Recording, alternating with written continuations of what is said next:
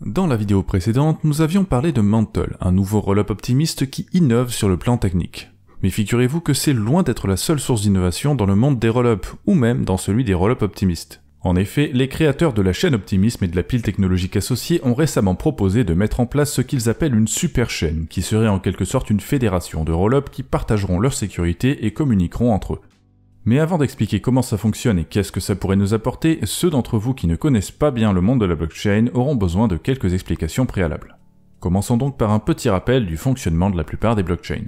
Comme je l'ai mentionné brièvement dans la vidéo Mantle, la plupart sont monolithiques, c'est-à-dire que l'intégralité du protocole, ou presque, est gérée par un seul et unique groupe de validateurs qui effectuent toutes les tâches à réaliser l'une après l'autre.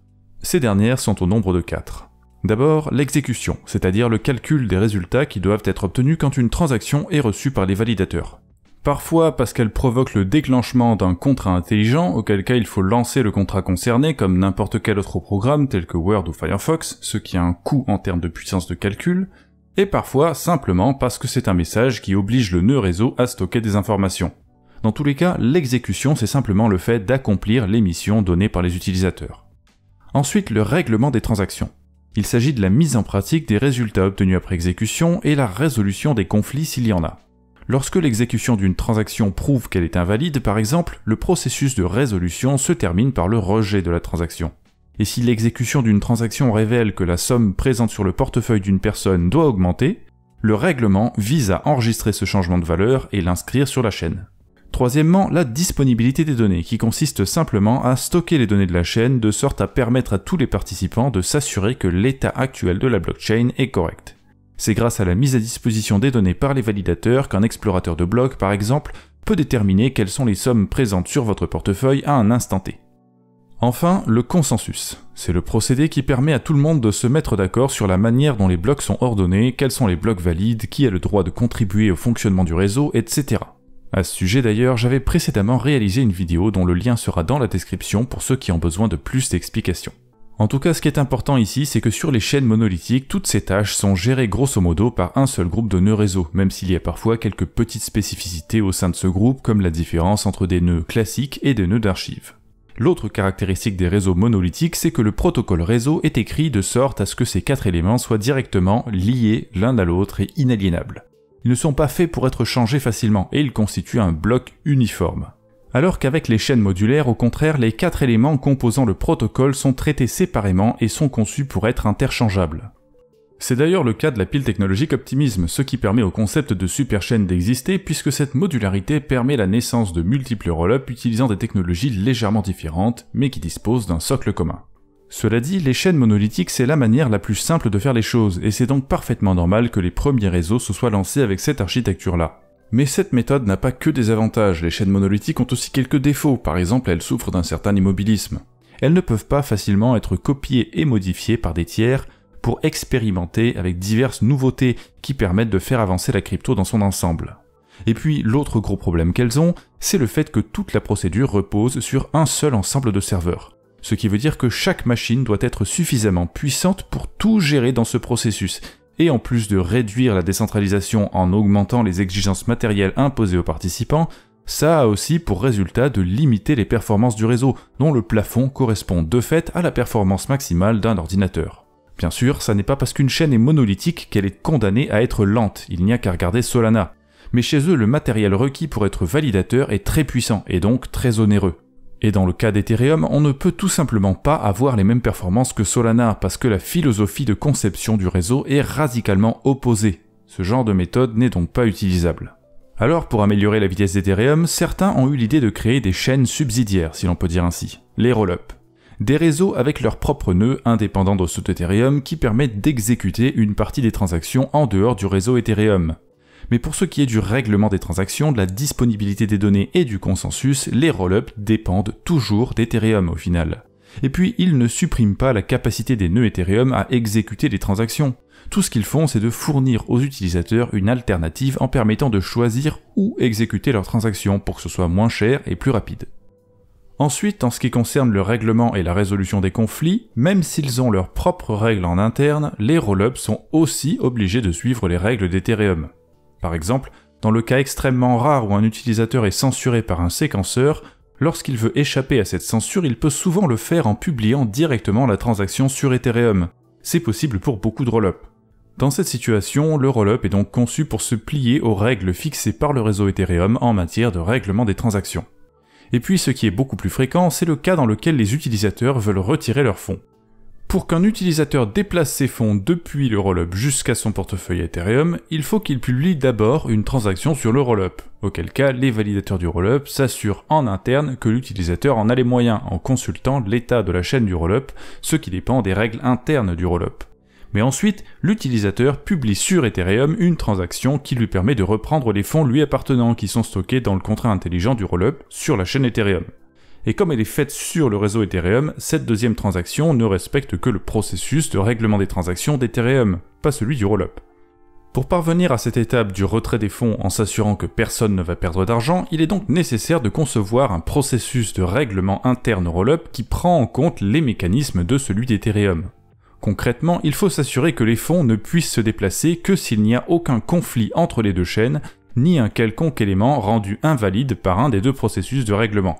Deux méthodes ont été mises au point pour ça. La méthode des preuves à divulgation nulle de connaissances, qui consiste à publier une preuve cryptographique certifiant qu'il n'y a pas eu de fraude, et la méthode optimiste que j'avais présentée dans la vidéo Mantle, qui consiste à publier les transactions telles quelles en imposant toutefois un délai pour les retraits de fonds vers Ethereum afin de permettre à un éventuel fraudeur d'être démasqué avant qu'il puisse partir avec de l'argent volé. Dans un cas comme dans l'autre, les rollups obéissent aux règles d'Ethereum en matière de règlement des transactions.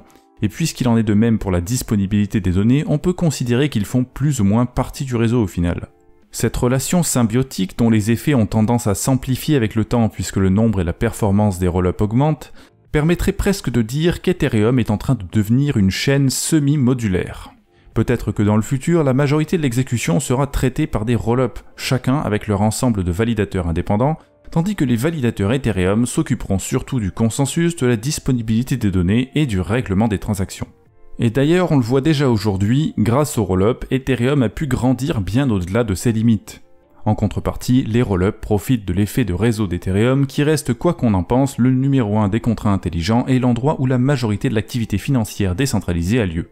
Mais tout n'est pas parfait, même avec les rollups, et l'un des éléments les plus agaçants pour les utilisateurs, c'est le manque d'interconnectivité entre les différents rollups.